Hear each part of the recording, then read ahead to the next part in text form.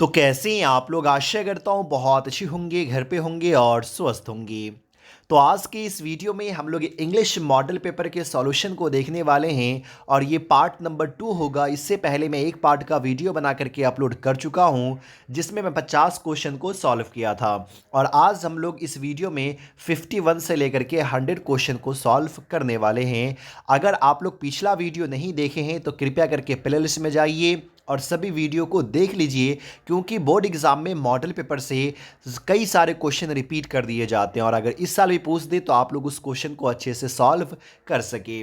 और इसके सब्जेक्टिव का भी सॉल्यूशन मैं बना चुका हूं, वेबसाइट पे अपलोड कर दिया हूं। अगर आप इसका पीडीएफ डाउनलोड करना चाहते हैं तो लिंक डिस्क्रिप्शन में दिया गया हुआ है, आप वहां से डाउनलोड कर सकते हैं। तो चलिए वीडियो को शुरू करते हैं और आज हम लोग 51 से देखेंगे, क्योंकि 50 तक मैं पहले ही क्वेश्चन को सॉल्व कर चुका हूं। तो चलिए 51 क्वेश्चन जो कह रहा है, the Ghat is literate with dash, यानी घाट पे जो सो क्या बिखरा पड़ा हुआ था। तो आप सब अगर पढ़े होंगे के इन दारूवाला के द्वारा जो चैप्टर लिखा गया हो फायर हिम, तो वहाँ पे आप लोग देखे होंगे हाफ बर्न्ट बॉडीज, यानी कि जो लिम्स वगैरह था, हाथ का, पाँव की उंगलियाँ, हाथ हो पाँव हो, वो सब वहाँ पे बिखरा पड़ा हुआ था जो अर्ध जला हुआ था, जला हुआ नहीं था। वेयर डज द लेडी लाई, ये जो लेडी थी वो लेडी कहाँ जो है सो लेटी हुई है, कहाँ आराम फरमा रही है। इन एपिटाफ से ये क्वेश्चन लिया गया हुआ है। तो आप लोग को मैं पढ़ाया था, बताया था कि ग्रेव में यानी कब्र में वो लेडी जो है सो लेटी हुई है, यानी कि इससे आंसर ग्रेव यार्ड हो जाएगा।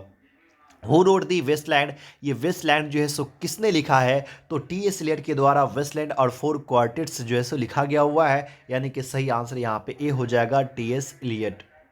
White waterfall could bless the dash in their last distress, कौन वाटरफॉल जो वाइट वाटरफॉल जो वो किसको ब्लेस करेगा है कि नहीं आखिरी जर्नी में? तो वो है ट्रैवलर्स को, कोई भी यात्री जो होते हैं उसको जो है सो ये वाइट वाटरफॉल ब्लेस करेगा, आशीर्वाद देगा। अगला क्वेश्चन है, dash lived with her grand mother, कौन अपने दादी माँ के साथ रहा करती थी? आप सब जानते होंगे, Kamala Das. The 17th century is an age of, ये 17th सेंचुरी जो है वो कौन सा एज है? तो ये है ट्रांसजिशन का है, यानी कि इंग्लिश जो है एक देश से दूसरे देश में फैल रहा था और ये 17th सेंचुरी में ही जो सो फैला है। इसकी शुरुआत जो 17th सेंचुरी से ही होती है, तो सही आंसर डी हो जाएगा। Who wrote the verse line to err is human to forgive divine, तो ये अलेक्जेंडर पॉप के द्वारा लिखा गया हुआ है। Who wrote Gitanjali, R N Tagore, यानी कि रविंद्रनाथ टैगोर के द्वारा लिखा गया हुआ है। The Indian English poetry started in, तो इंडियन इंग्लिश पोइट्री जो शुरू हुई थी वो 19वीं सेंचुरी में, यानी कि सही आंसर सी हो जाएगा। Dash scholars were known as university wits, तो देखिए यूनिवर्सिटी विट्स हम लोग किसको कहते हैं? तो कुछ यूनिवर्सिटी विट्स में 6 मेंबर थे, कि नहीं 6 मेंबर थे और जिनको स्कॉलर विट्स जो है सो कहा जाता था। तो ये जो है ना जिस एज से बिलोंग करते थे वो है एलिजाबेथन एज, यानी कि सही आंसर जो है सो डी हो जाएगा। और अगर ये भी क्वेश्चन पूछ दे कि यूनिवर्सिटी विस्ट में कितने मेंबर थे, तो आप लोग को 6 पे जो है सो टिक लगाना है। किरण डील्स डैश सुगर, तो किरण डील्स विथ शुगर होगा। बहुत ही सिंपल सा क्वेश्चन है ग्रामर का। The train went by full stop, it did not stop, यानी कि ट्रेन जो है गुजर गई, यह नहीं रुकी, तो क्या हो जाएगा? The train went by without stopping, है ना, सही आंसर जो है सो बी हो जाएगा। अगला क्वेश्चन है, he dash arrive tomorrow, tomorrow आ चुका है, शैल विल का यूज करना है, लेकिन यहाँ पे ही है तो आप सबको मालूम है ही के साथ विल का यूज किया जाता है, सही आंसर डी हो जाएगा। I said to him work hard है कि नहीं, तो यहाँ पे सही आंसर ये इनडायरेक्ट नरेशन में सिलेक्शन करना है, तो I advised him to work hard, यानी कि सही आंसर ए हो जाएगा। He is capable dash doing this work, तो क्या हो जाएगा? He is capable of. अगला क्वेश्चन है, he dash a poem now, यहाँ पे देख पा रहे होंगे नाउ आ चुका है, यानी कि is M R plus before का सिलेक्शन करना, तो ही के साथ इसका, यानी कि यहाँ पे सही आंसर बी हो जाएगा, इज रीडिंग।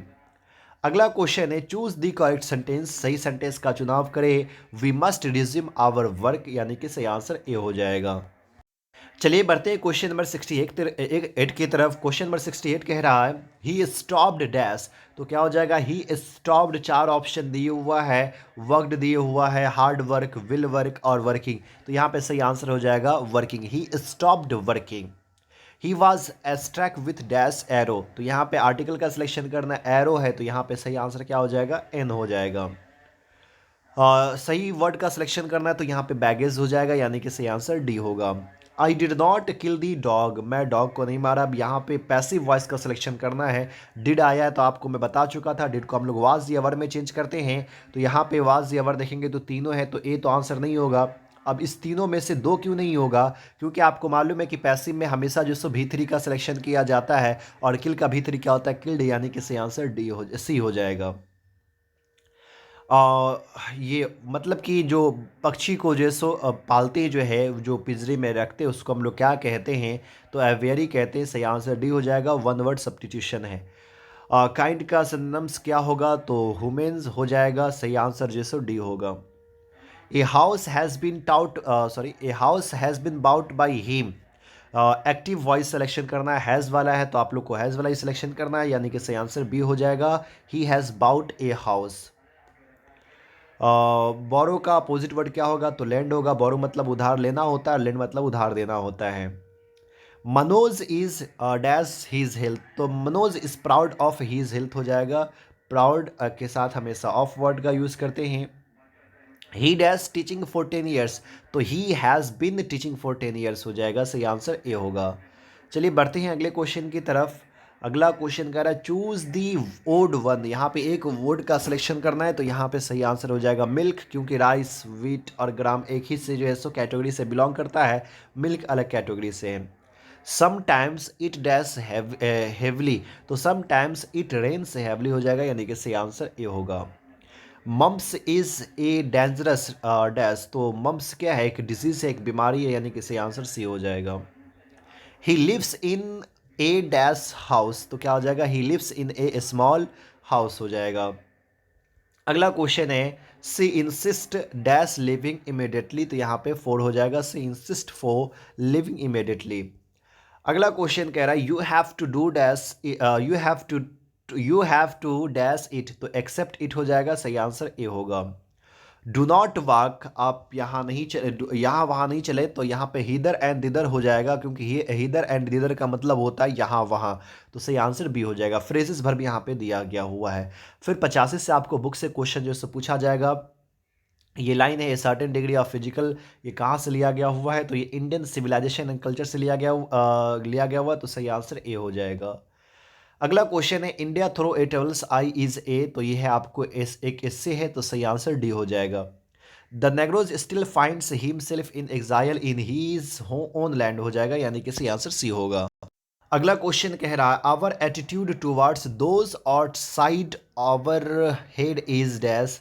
अब ये बुक का लाइन लिया गया हुआ है, और ये बुक के लाइन को लेने के बाद आगे के एक वर्ड को गायब कर दिए हुआ है, तो ये लाइन मैं देखा नहीं हूँ, तो आप लोग को जो वर्ड होगा कमेंट में बताइएगा, या फिर आप लोग बुक के लाइन को चेक कर लीजिएगा कि किस चैप्टर में ये दिया गया हुआ है। चलिए अगला क्वेश्चन है India's glory is that its civilization has remained immovable हो जाएगा। इंडियन सिविलाइजेशन से क्वेश्चन पूछा गया कि इंडिया की यही महिमा है कि कभी चेंज होने वाली नहीं है, ये इमूवेबल है, ये अडिग है। नानो काका वाज द नैरेटर्स, तो मैटरनल अंकल थे। सही आंसर ए हो जाएगा। Who says that every item of blood is the same in all human beings, तो ये कहा है कौन, वाल्ट विटमैन, यानी कि सॉन्ग ऑफ माई सेल्फ में ये कहा गया। सही आंसर सी हो जाएगा। किड्स इज डैश पोएट, तो किड्स जो जॉन किड जो कौन से पोएट है, रोमांटिक पोएट है, ये हो जाएगा। Dash is an inscriptions on a टर्म in the memory of dead, in epitaph में जैसे बताया गया वो सही आंसर ए होगा। The soldier belong to England हो जाएगा। Who wrote fire he, KKN दारू वाला, यानी कि सही आंसर डी होगा। He lifted his head from his drinking as cattle do, ये लाइन जो लिया गया हुआ है वो स्नेक से लिया गया हुआ, यानी कि सही आंसर सी हो जाएगा। English use since 115 is 1500 is called, यानी कि जो इंग्लिश 1500 से बोली जाती है उस इंग्लिश को क्या कहते हैं, तो देखिए इंग्लिश को 3 भागों में डिवाइड किया गया हुआ है, old English, middle English and modern English. तो ये ओल्ड इंग्लिश जो चला था वो 450 से लेकर के 1066 तक। उसके बाद 1150 से लेकर के जो 1500 तक इंग्लिश बोली गई थी, वो जो है सो मिडिल इंग्लिश थी। ये ओल्ड इंग्लिश और ये मिडिल इंग्लिश। और 1500 से लेकर के अभी तक जो बोली जाती है वो मॉडर्न इंग्लिश। यानी कि यहाँ पे सही आंसर क्या हो जाएगा, मॉडर्न इंग्लिश हो जाएगा, क्योंकि 1500 से जो बोली जा रही है, सी आंसर हो जाएगा। ग्रेट वॉवेल शिफ्ट जो है किस एज में जो है सो परिवर्तन हुआ था, तो ये मिडिल एज में हुआ था। सही आंसर जो है सो डी हो जाएगा। हु रोड दी लोटस, तो लोटस लिखा गया हुआ तोरू दुत के द्वारा, यानी कि सही आंसर बी होगा। New varieties of English is called, तो देखिए न्यू वैराइटीज ऑफ इंग्लिश क्या है कि जब अंग्रेज एक देश पे गया, शासन किया और उस देश को छोड़ दिया, तो वो इंग्लिश भाषा को भी छोड़ करके आया, लेकिन वहाँ के देश उस लैंग्वेज को और इम्प्रूव किया और अपनी लैंग्वेज का एक रूप दिए। जैसे कि एग्जाम्पल तौर पर अमेरिकन इंग्लिश हुआ, कनाडियन इंग्लिश हुआ, इंडियन इंग्लिश हुआ। तो उस इंग्लिश को जैसे कहा गया है, उस वैराइटीज इंग्लिश को न्यू इंग्लिशेज कहा गया, यानी कि ए कह सकते हैं यहाँ पे इंग्लिशेज होगा, न्यू इंग्लिशेज कहा गया न्यू वैराइटीज इंग्लिश को जो है। तो सही आंसर ए हो जाएगा। तो ये था आपका ऑब्जेक्टिव क्वेश्चन आंसर। ऑब्जेक्टिव खत्म होता है, अगर आप लोग कहेंगे तो सब्जेक्टिव का भी सॉल्यूशन मैं लेकर के आऊँगा। उम्मीद करता हूँ ये वीडियो आपको अच्छा लगा है। अगर अच्छा लगा तो प्लीज़ लाइक कीजिए, ज़्यादा से ज़्यादा शेयर कीजिए। फिर मिलता है अगले वीडियो में, तब तक के लिए बाय।